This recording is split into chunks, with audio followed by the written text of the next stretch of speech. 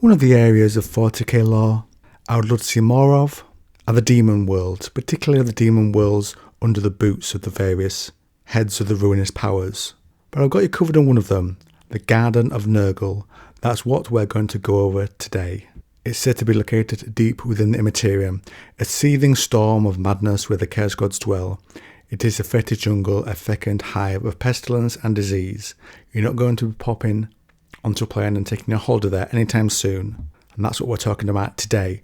So welcome heretics to another 40k video as we stare into the timeless depths of the warp, where all stories are already written. Now witness 40k heretical knowledge. Let's go through a few of the subparts of Nurgle's garden. The Father of Plagues has been known to end his gentle constitutionals at the deathbeds. Here Nurgle comes to inspect the corpses of those who have strayed within his domain and met an unfortunate end. The heads of the dead are impaled on reeds, their gaping mouths dripping with ichor, while their bodies sag behind, and the garden's plague worms feast upon the exposed entrails. In death, the corpses of the deathbeds are arranged to face Nurgle's bench, as chanting plague bearers busy themselves amidst the foliage, tallying plagues. Father Nurgle contemplates the demise of his manifold victims and reflects upon the nature of decay. Many heads have long since rotted to nothing but bone, yet some are in the process of transformation, their flesh still peeling away, beetles bulging under their skin and the eye sockets drooling with fermented filth. Every so often, Nurgle selects a head and fills it to the brim with infected spores.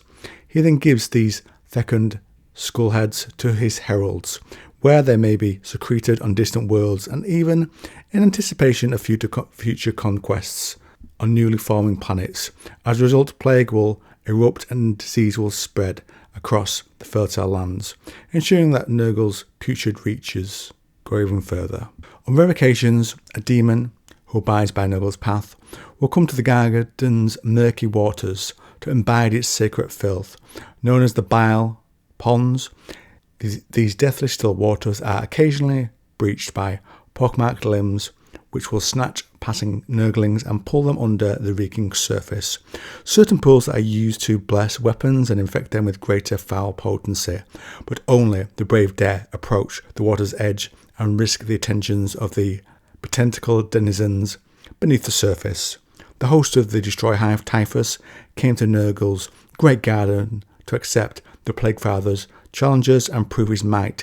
Typhus retrieved the pollen from the underground doom-wort flower and fought the grove demons, whose minds were controlled by the plant's wilting spores.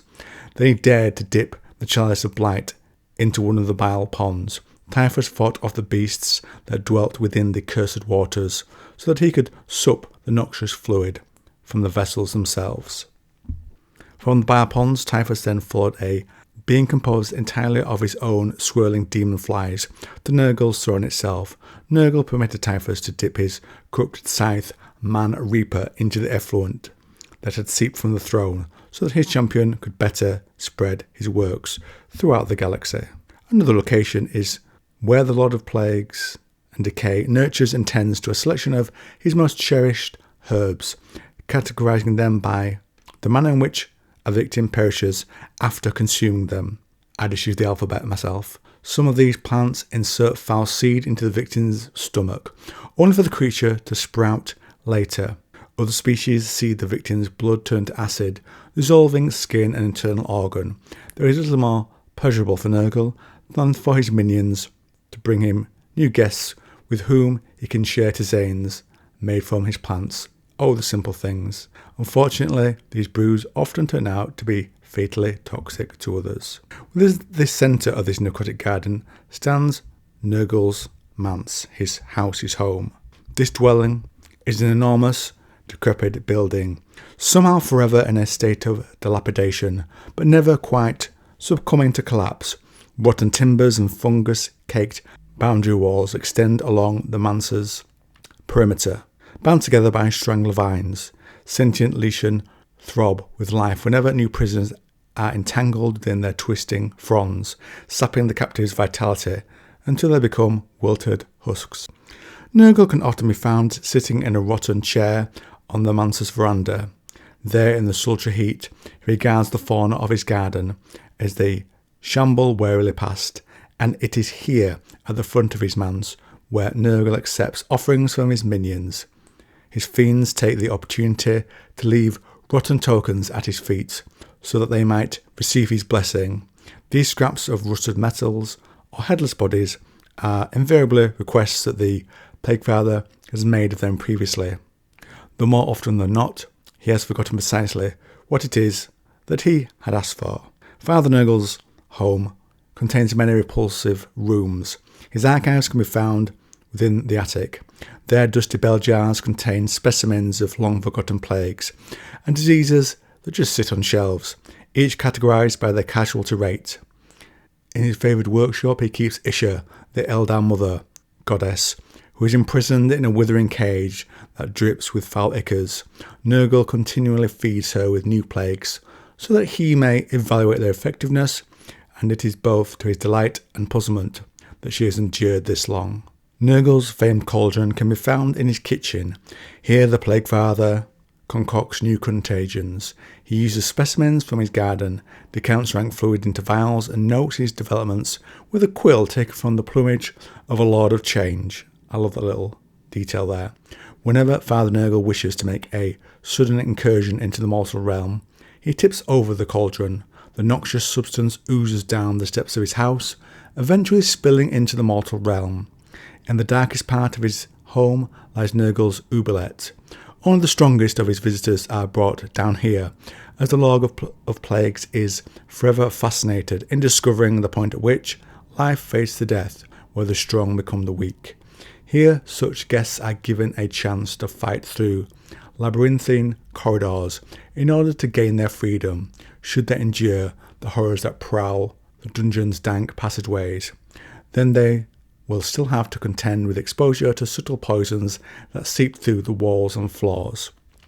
Under the influence of these toxins, the victim's skin sags and their muscles capitulate. Soon they become little more than demon-like creatures themselves, crawling along the corridors, rasping out their final breaths. However, a chosen few who both please Nurgle with their determined efforts and finally succumb to his prussish delights will be chosen to fight amongst his hordes in war. His chosen may even be granted a rare demonic gift with which to spread pestilence throughout the mortal realm. I think Typhus is the golden boy for Nurgle, despite Mortarion being the Primarch. Seldom had the manse itself been breached successfully, and have the intruders escaped with their lives.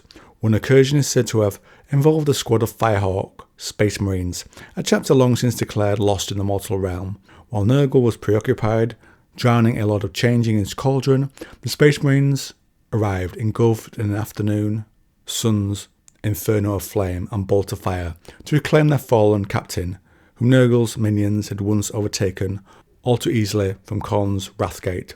The Lord of Decay had his suspicions about the source of this event, laying blame at the feet of the Blood God for the foul deed, for which the Hawks brought their inferno. Several blood relics and skull seeds also vanished from the garden. It is known for survivors to escape Nurgle's Oubliette, but it does not hurt him that much. He does not find this displeasing, for his slow hunt provides ample sport. He simply climbs back up his balcony, where he lets it be known loudly to his minions that his guests have gotten lost in the garden and need to be brought back. As time is meaningless to Nurgle, he is in no hurry for his prey to be caught. He has no need to send out his greater beasts amidst the spineweeds, fleshworts, and those sluggish, poisonous waters to hunt down his victims, for such creatures already lie there in wait, and having heard Nurgle's call, they lumber into action to do his bidding. Rot flies hum through the dark woodland, scenting musky trails of fear. Sometimes a larger minion will emerge from its shack in the undergrowth to investigate on Nurgle's behalf. Whole Talibans of plague bearers will shamble out to make good for the sport on this quarry. More often than not, Nurgle simply reclines upon his veranda and waits for the trophies to be brought to him. The victims' heads are there, popped onto rotting wood within the manse, where Nurgle can look upon them proudly, while the successful hunt demon is rewarded with an artifact to represent the wrath and favour of the Father of Plagues. Another area of the garden are the Dregs. It's a quiet corner When Nurgle's mortal followers are slain, some are returned to the dregs. In this quarter of his vast garden, they wallow in the knowledge that they were felled in combat. It is a depressing swamp-like place, a quagmire of failures. Eventually, they may be returned once again to the immortal realm. But there are those here too who are doomed to remain forever. Among these lost souls are a small few who turned traitor to Nurgle, seduced by the other gods, and have prevailed upon and prevented his loyal minions from spreading disease. Others have failed amazingly to follow Nurgle's orders, losing precious vials of pestilence or spilling rare plagues on dead worlds. Even those who were once the most accomplished servants receive no mercy when they have raised Nurgle's ire, and are doomed indefinitely to associate themselves with creatures far beneath their own standing. They remain here in a state of decay until they are forgotten. Seldom does proud Father Nurgle dwell upon this quarter of his garden.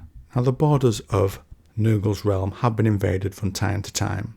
One such bunch are the sorcerous creatures of Tzeentch. When they approach, shards of crystal have sprouted from the gangrenous boughs of his realm. Whole crystal avenues have erupted in a lunatic path through Nurgle's garden, almost reaching Nurgle's manse itself. Vicious battles were fought amidst the yawning mouths and gaping eyes that lined these pathways. Pink horrors and horn-mauled screamers burned their way towards the manse. Under the guidance of Eldrax of the Eternal Change, they made quick work of the putrescent minions who guarded against their advance. It was the cunning of Kugath, the Plague Father, that prevented Tzeentch's spearhead from reaching the grounds of Nurgle's home.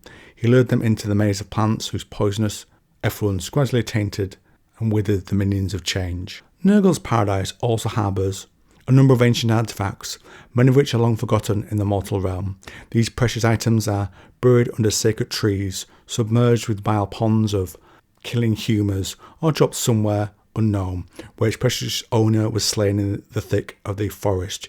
During one of Tzeentch's incursions, as the crystal shards of his realm emerged to distract Nurgle's forces, Chaos Fateweaver braved the largest of the bile ponds to retrieve the Staff of Tomorrow, which had lain there since a rebellious demon prince had plucked it from his grasp.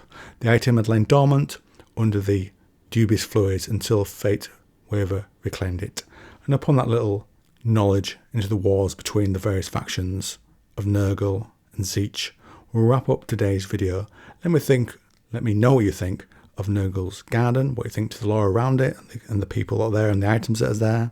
How much of this did the Emperor burn when he attacked him and Nurgle dragged Mortarion back into his hut by his ear for being a naughty Primarch? I'm not sure, but I imagine it's grown back by now. Comment down below.